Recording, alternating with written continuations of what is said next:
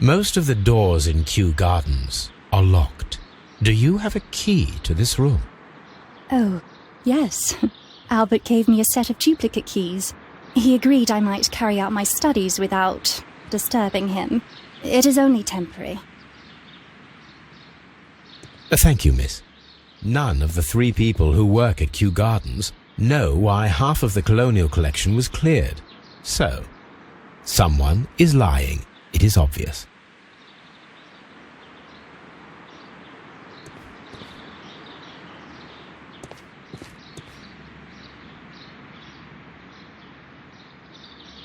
These leather gloves are new and of good quality.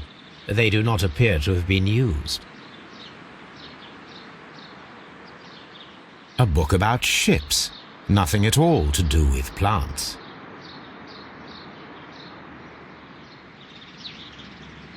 Materials for college study. They belong to Albert. This place serves as Albert's office. From here, we are unable to see the interior of the Colonial Collection Room.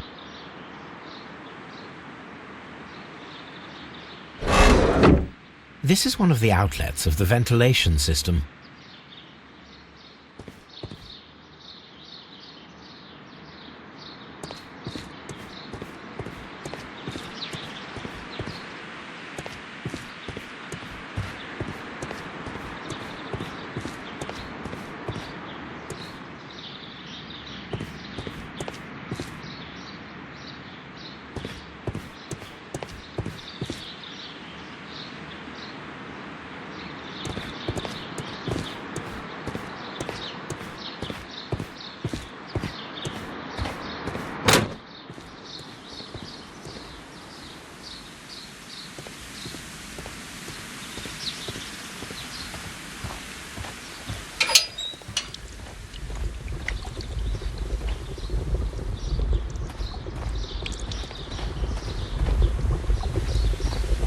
A water tank. A ventilation system. It should regulate the temperature of the staff buildings.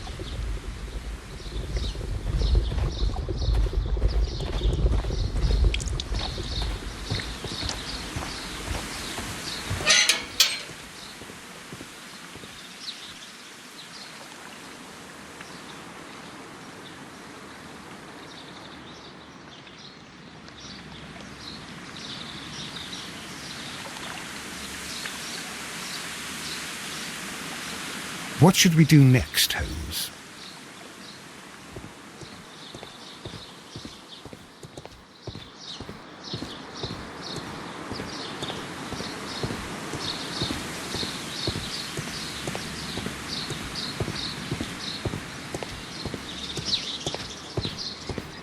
Locked.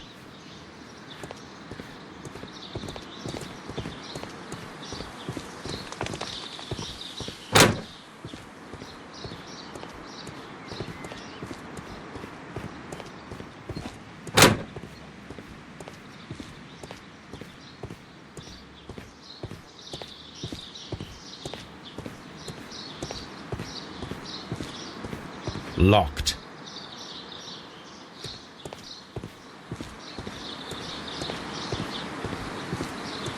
Locked.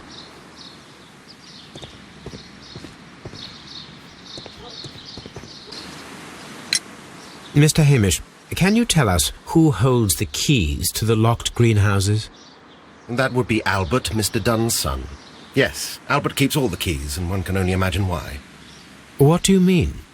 Well, he was never interested in Kew Gardens before, and now all of a sudden he is trying to act as if he owns the place. I think he wants to take over the management here.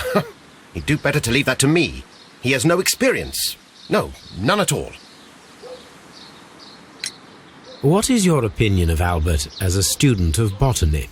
He's useless. I often tell him so, and I can only give him cleaning tasks. Botany is not his life's work, and his father well knew it. He was furious about it. He was? Oh, yes. He forced his son to work here, and he never missed an opportunity to criticize him publicly. Are you able to elaborate on that? Well, for example, with our last exhibition here, Mr. Dunn had Albert make a presentation speech. But then, while the lad was speaking, Mr. Dunn interrupted him, asking him difficult questions, making him look like a failure. It was with the intention of making a fool of him, Mr. Holmes. That must have been terribly humiliating. Yes, he was crushed, and he had to leave. Everybody was making fun of poor Albert. That is, except for Miss Margaret White, who is such a nice lady and who always takes pity on Albert. You mentioned a Miss White. Would you tell us more about her? She is a student who works here part-time. She is quite charming indeed. She possesses a great talent for botany. You should take a look at some of her experiments that she carried out in the laboratory. Ah, if only she were not so naive. Why naive? The way she used to flutter around Mr. Montague Dunn. And he couldn't help but be flattered by all her attention. How could an intelligent woman such as Miss White not see through his game? I can only scratch my head and wonder. Thank you, Mr. Hamish. We shall continue our investigation.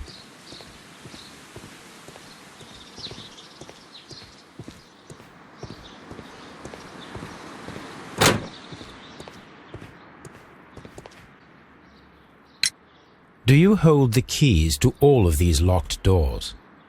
Yes, you can have them. But I cannot give you the keys to the cloakroom. The employees' effects are private. I am sure you understand. Thank you, young man. We shall see you again soon.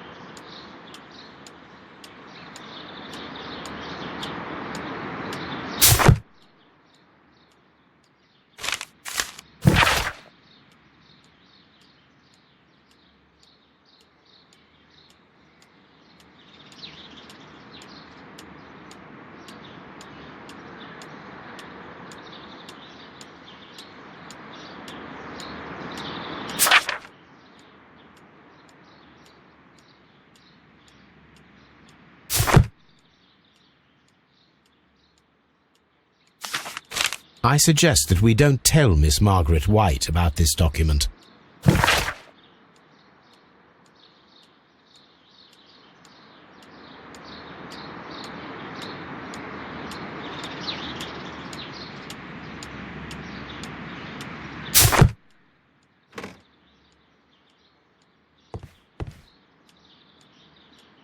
A photograph of Montague Dunn and Reynold Hamish.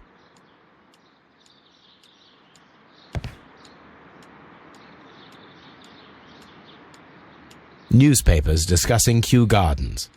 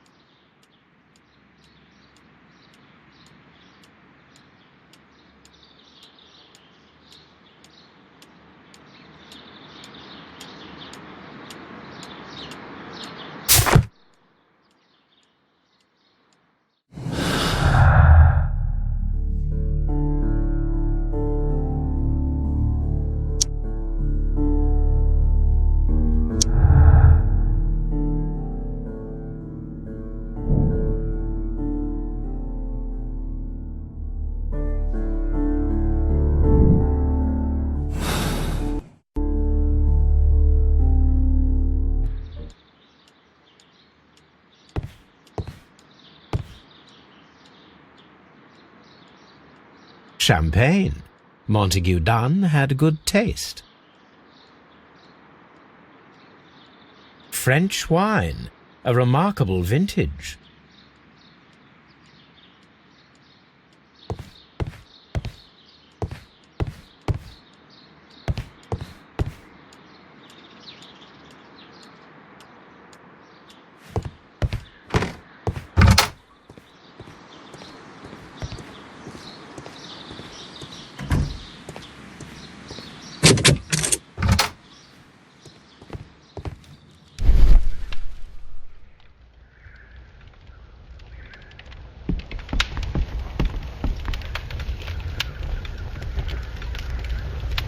There was a bottle here.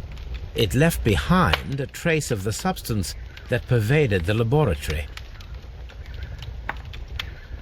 Gold dust? Good heavens. What's it doing here? The gold is almost immune to chemical attacks, so it may be a valuable auxiliary for various experiments. But why would anyone perform such experiments in a botanical garden? Several drops of the substance were spilled. Someone carried this bottle around. Several drops of the substance were spilled. Someone carried this bottle around.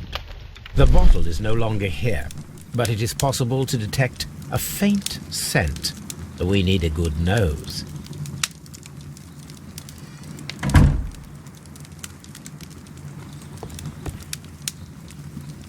A phonograph used for voice recording. Remarkable. Yes, this is quite a modern laboratory.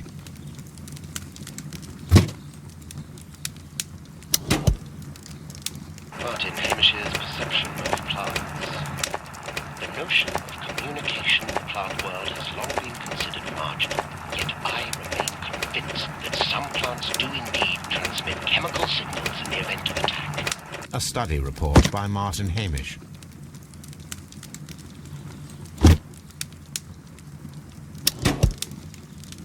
And it seems clear from these multiple experiments that plants do respond to their environment and have a form of consciousness. Margaret White, February 1895. Report number 245. Study report